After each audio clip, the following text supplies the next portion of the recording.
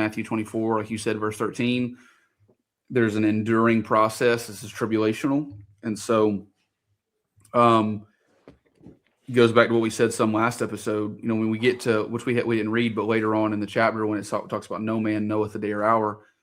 Well, this is dealing with stuff that happens at, just like the book of Revelation is around the day of the Lord, which is the tribulation, and the tribulation is a part of the day of the Lord, the way that the Word of God lays it out in Revelation. You know what I mean? Like, it's technically not a part of the day of the Lord, but it's that, Revelation 1, when it gives that threefold diagram or outline, the things that were, are, and shall be. I think it's maybe Ecclesiastes, I'm quoting, but whatever it is in Revelation 1.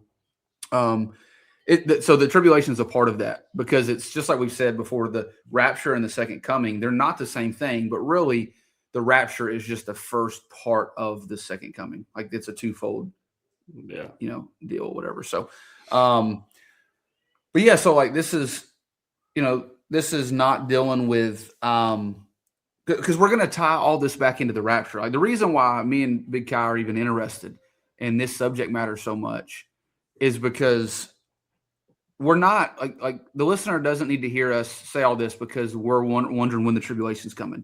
We actually don't care.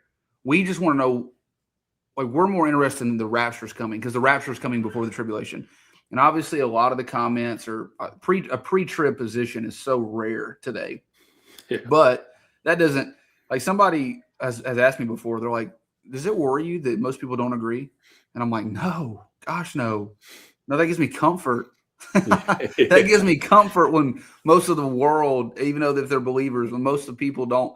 I mean, do we believe that there's a great falling away or not? So no, that doesn't make me uncomfortable that most people don't agree with a pre-trib rapture. But so because me and Big Cow are pre-trib, so if we say this, so this is the order of end time stuff. It's the rapture, then it's the 7-year tribulation, then it's the second coming into the millennium.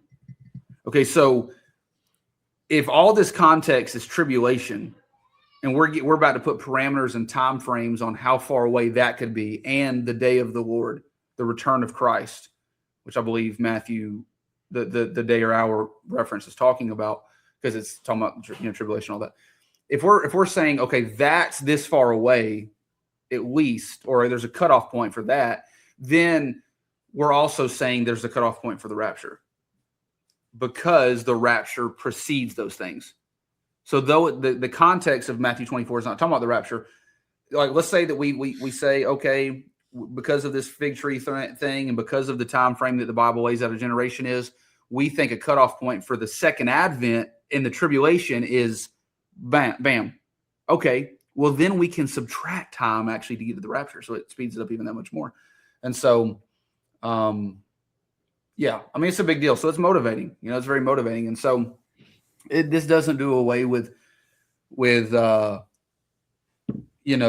imminent return of Christ or anything like that. It's like me and Kyle have said. I mean, look, no matter what, at least, well, it's like this. People will say sometimes, that you need to always, because it actually is a biblical principle. So I don't need to dismiss it like it's no big deal. But we're actually called to look for that blessed hope.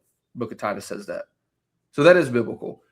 But at the same token, like, people are, if we just live in light of the judgment seat of Christ, that accomplishes that too. And so, but we believe that, there's been a falling away already, and we believe that there's nothing that has to happen for the rapture to take place. And so anything that we say in this episode, that, like, hey, we see this time frame, we're not saying again that it's going to happen on that year. I'm going to give that analogy of the test thing again, Big Cow, but it's like, if you have a project due for school or for something, and they say you have to turn it in by a certain date, you do not have to turn it in on that date. Now, I always do.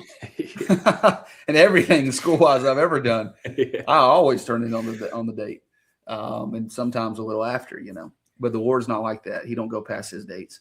But you can turn it in early. That's my point. And so, yeah, so I laid it out the same way, Big Kyle. I literally just, like we talk about, we just want to be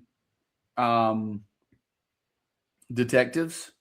We just want to approach the book and say, let's ask questions so we can get to the bottom of it. And we believe that you study the Bible by comparing itself with itself. We talk about that all the time. And so I've laid it out really in two ways. The first one is the fig tree Israel?